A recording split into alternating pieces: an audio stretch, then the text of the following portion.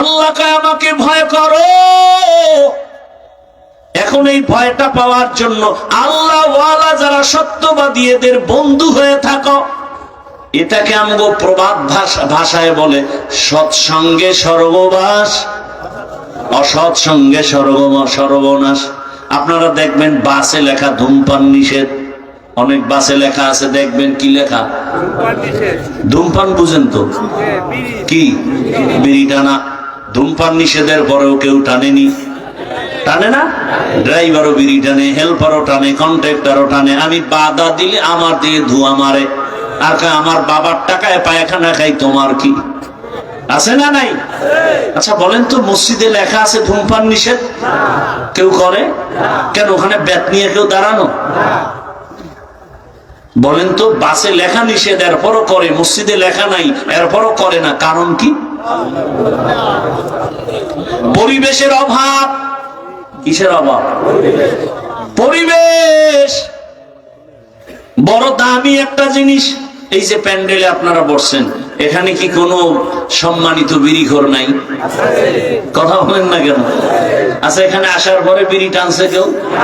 যেই লোকটা মিনিটি টান মারে, একটা বিড়ি টানলো না কেন? এখানে মাইকে ঘোষণা হয়েছে বিড়ি টানলে খবর আছে, হয়েছে? টানে নাই কেন? হ্যাঁ, এমন বিড়িখোরের রাখা। ইসলাম আইলাম গো, বিড়িখোরের উপায় কি? জগৎ বিখ্যাত একজন আলেম শাহ আতাউল্লাহ বুখারী রাহমাতুল্লাহ আলাইহি বয়ান করেন জান্নাতের বয়ান।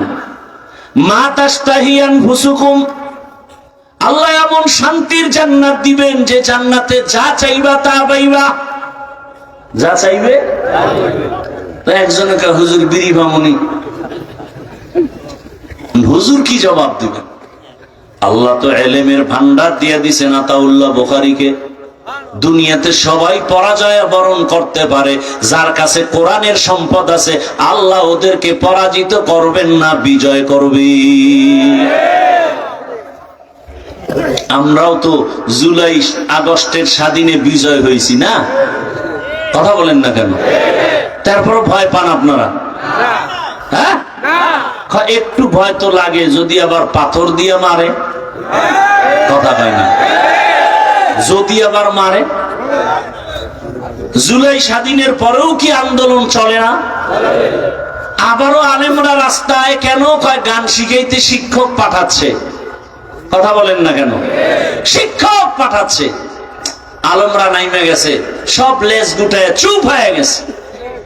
বাংলাদেশের এই একটা সুন্দর চরিত্র ভালো যে আলেম ওলামা মাঠে নামলে সে আন্দোলন কামিয়াব। কথা ঠিক?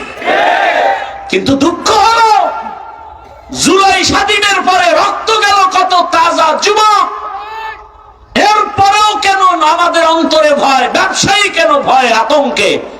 স্বামীর সামনে স্ত্রীকে উলঙ্গ করে ধর্ষণ করা হলো, বাবার সামনে মেয়েকে উলঙ্গ করে ধর্ষণ করা হলো। প্রমাণ হয়ে গেল আশান্বিত স্বাধীনের সেই সফলতা আসে নাই। তাহলে নতুন করে আর একটা স্বাধীনতা করতে হবে, যেই স্বাধীন হবে চূড়ান্ত সফল স্বাধীন, যেই স্বাধীন হওয়ার পরে নারীরা রাস্তায় চলবে, ইজ্জত নষ্ট হবে না, ব্যবসায়ী ব্যবসা করবে, নিশ্চিন্তায় কোনো পেরেশানি থাকবে না। আর সেই স্বাধীন হওয়ার জন্য প্রস্তুতি গ্রহণ করে সবাই রেডি হও। কল্যাণের সে স্বাধীন হবে একমাত্র ইসলামের স্বাধীন, আর কোন স্বাধীন নয়।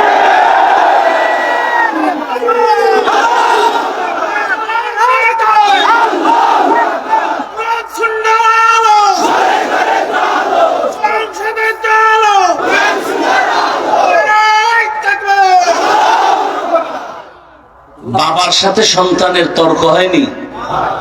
তার ব্যাখ্যা কি যে বাবারে কেউ অপমান করবে সন্তান চুপ থাকবে? এই নিয়ম? আপনার সাথে যদি কেউ সামনে বাবারে গালি দেয় বা অপমান করে, আপনি চুপ থাকবেন? আপনি কি করবেন? কলারটা ধরেই বলবেন, এই বেয়াদব, আমার সাথে বাবার তর্ক হয় ঠিক, কিন্তু বাবার অপমান করবি মেনে নিব না। কথা ঠিক? আপনাদেরকে একটা ওয়াদা করায় যাব শেষ দিকে, সেটা হলো এখানে বহু লোক নামাজ পড়েন না, রোজা রাখেন না, দাড়ি রাখেন না, আছেন না? কিন্তু আল্লাহকে ভালোবাসেন তো, ইসলামকে ভালোবাসেন তো। তাহলে আপনাদের কাছে ওই দাবিটাই, তর্ক বিতর্ক যাই হোক, বাবার অপমান যেহেতু মেনে নেন না, আপনি ইসলাম মানতে পারেন না পারেন সেটা আপনাকে বুঝাবো, কিন্তু একটা ওয়াদা করবেন, আপনার চোখের সামনে আল্লাহ, রসুল, কোরআন, হাদিস, ইসলাম, ওলামায়ে কেরামের অপমান হতে দিবেন না।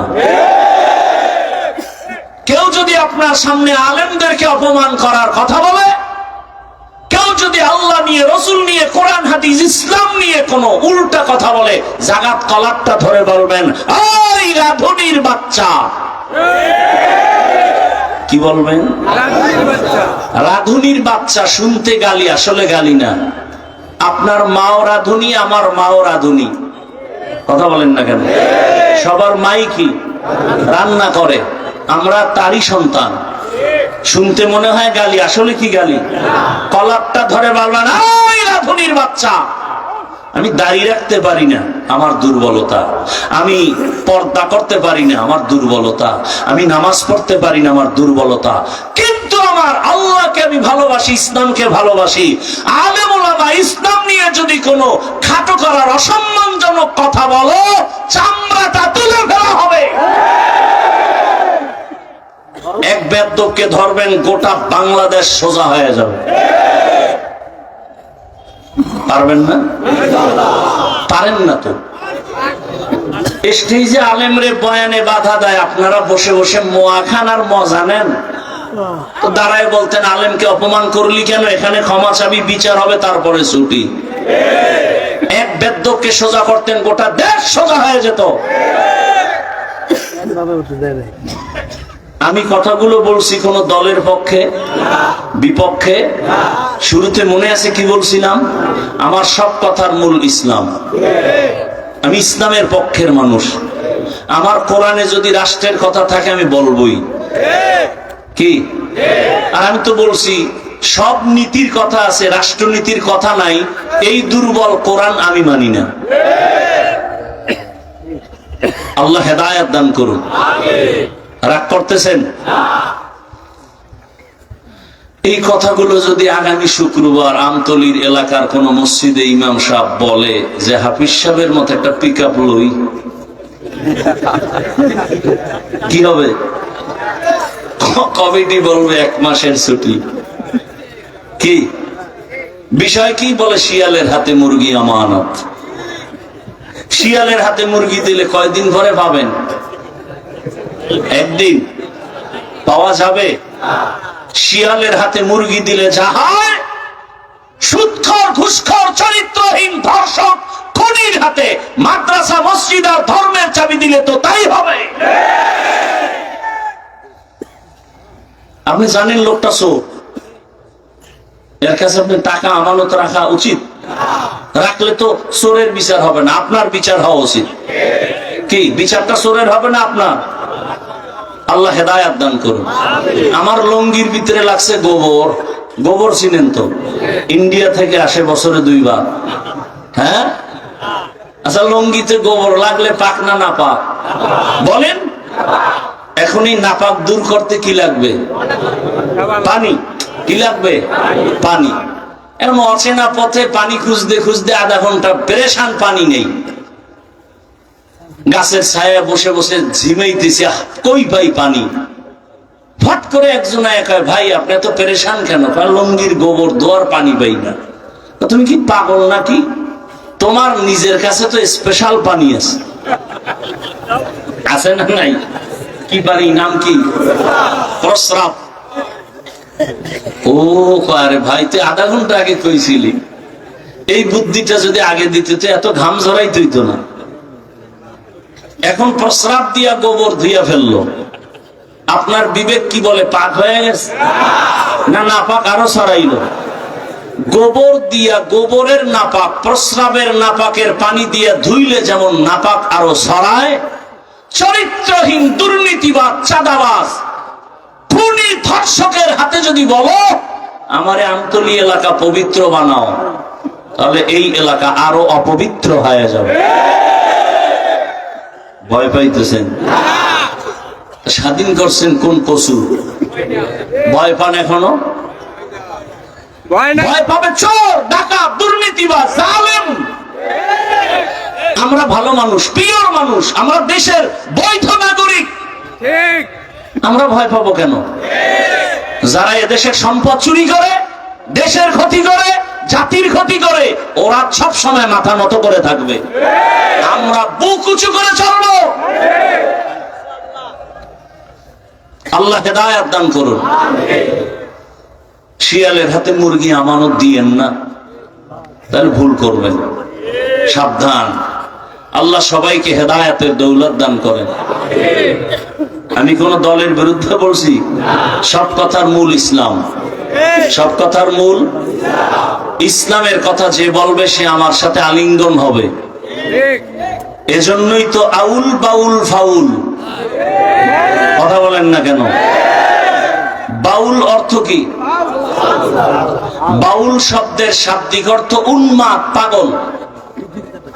বাউল শব্দের শাব্দিক অর্থ কি? পাগল। ওরা বাউল নাম রাখলো বোধহয় স্বপ্নে পাইছিল। বাউল শব্দের অর্থই হলো পাগল, উন্মাদ। ওদের পথে ওরা যখনই আল্লাহর উপর, ইসলামের উপর আঘাত করছে আর রক্ষা নেই। আছে? একটা মূলনীতি মনে রাখবেন, আপনি নামাজ পড়েন না, আপনার সাথে কোনো ঝগড়া নেই, কারণ আপনি মুমিন। যদি বলেন আমি নামাজ পছন্দ করি না, আর রক্ষা নেই। ব্যবধান আছে না নেই? কেউ যদি বলে আমি পর্দা করি না, তার সাথে ঝগড়া নাই, তাকে বুঝাবো, মনে আগ্রহ আছে। কিন্তু যদি বলেন পর্দা পছন্দ করি না, তাহলে আর রক্ষা নেই। কারণ যে পর্দা করে না সে মুমিন, যে পর্দা পছন্দ করে না সে বেঈমান। যে নামাজ পড়ে না সে মুমিন, পড়বে, কিন্তু যে নামাজ পছন্দ করে না সে বেঈমান। আপনি ইসলামের রাজনীতি করেন না, কোনো ঝগড়া নেই, বুঝাবো। কিন্তু যদি বলেন আমি পছন্দ করি না, তা আপনার সাথে কোনো আপোষ নেই। ব্যবধানটা বুঝছেন তো? আমি কিন্তু আপনাকে বলি না করতেই হবে, সোজা কথা। আপনি ইসলামের রাজনীতি করেন না, কোনো দ্বন্দ্ব নাই। আপনি আওয়ামী লীগ করেন, বিএনপি করেন, সেটা আল্লাহর সাথে আপনি বুঝবেন, আমি পারি বুঝাইতে। যদি বলেন আমি পছন্দ করি না, তাহলে ইমানের দাবিতে আর আপোষ করা যাবে না, তখন আর আপনার ইমান নেই। আল্লাহ বুঝার তৌফিক দান করেন। বুঝ, সব কথার মূল কথা কি? বুঝ, বুঝ।